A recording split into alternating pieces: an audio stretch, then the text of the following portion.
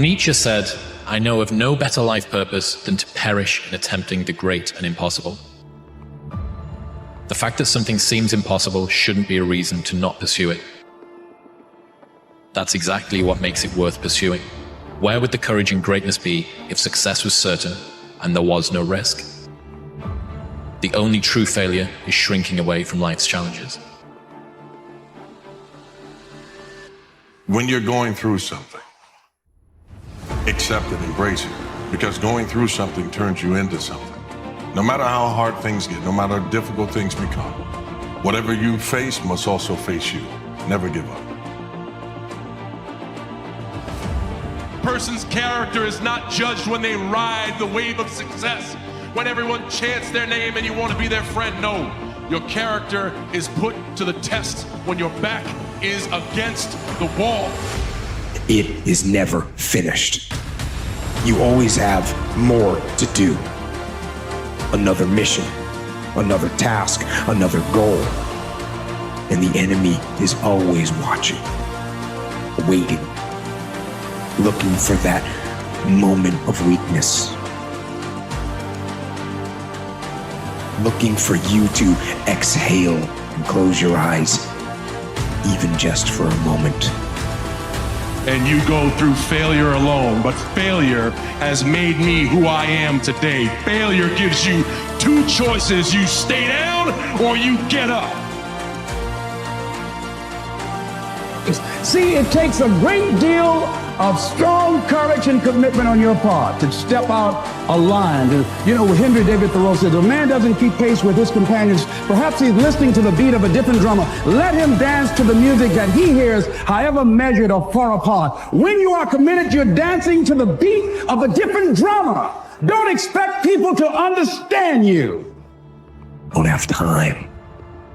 That's a lot. You're too busy. Sure you are. That's a lot. The excuses are not valid. And how do you stop the lies? You stop the lies with the truth. And the truth is, you have time.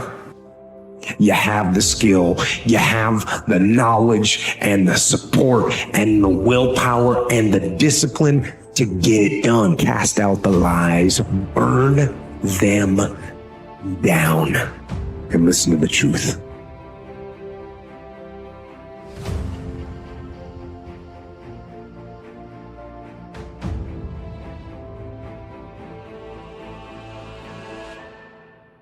In the race of life, life's not going to give you a glass of water when you're thirsty.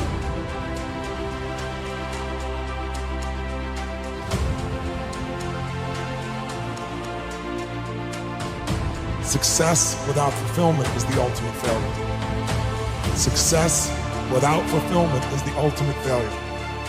But if we don't physically make a decision how we're going to live, then we'll show up like everybody else, because the human mind is not going to make you happy.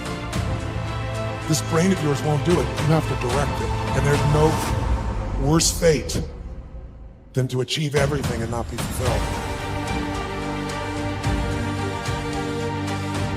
The majority says if you go through heartbreak, if you're on your knees because your life is falling apart, rush out as quickly as possible.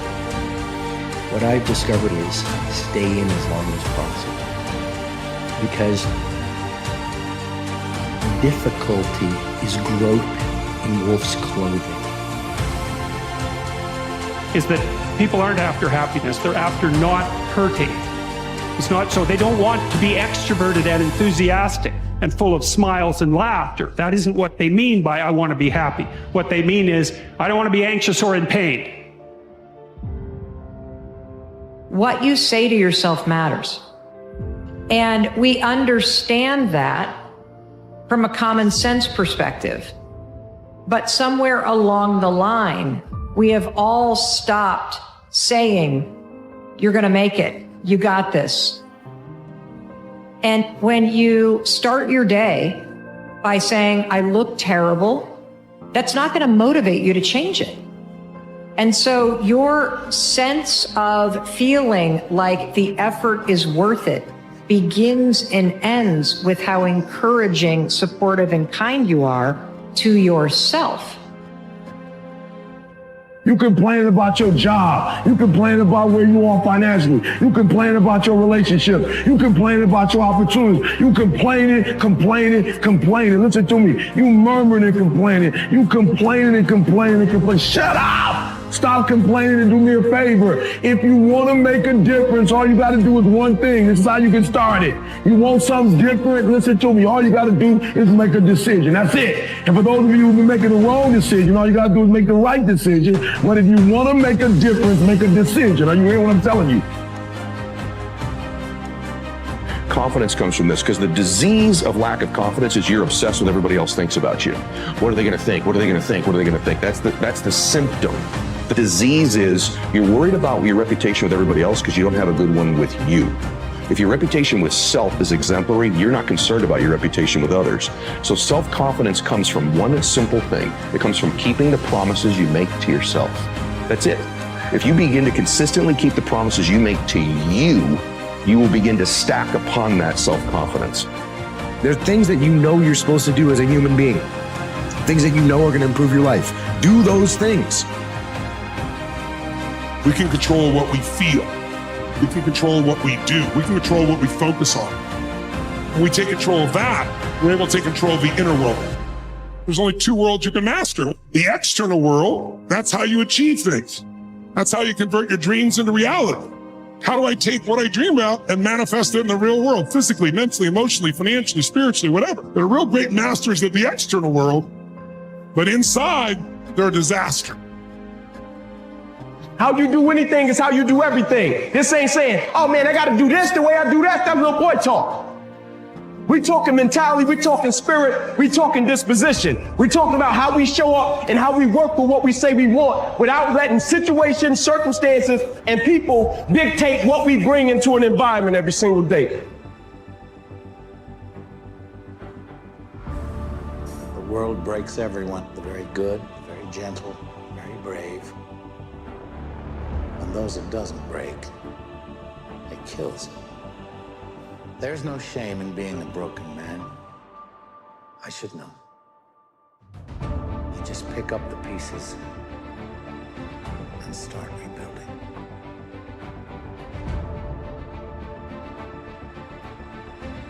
Their feelings are stronger than their mind. Our minds are stronger than our feelings. So you think about the success that you had. Your feelings could have said, you don't need to get out of bed anymore. When you fail, your feelings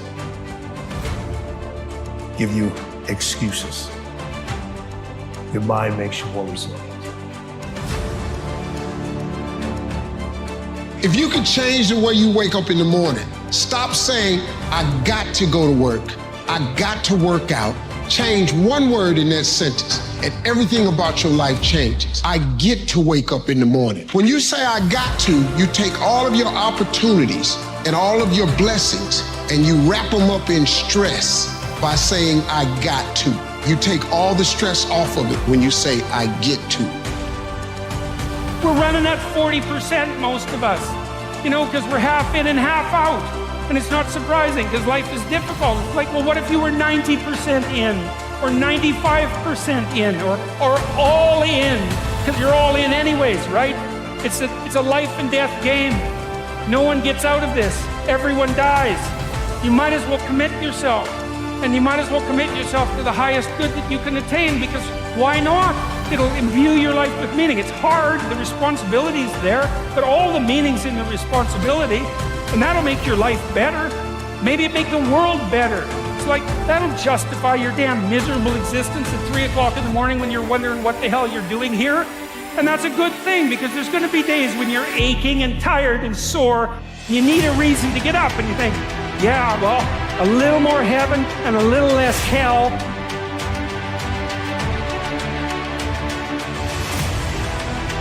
Maybe I can pull that off today and tomorrow and next week, and that's worth struggling forward for. So that's how it looks to me.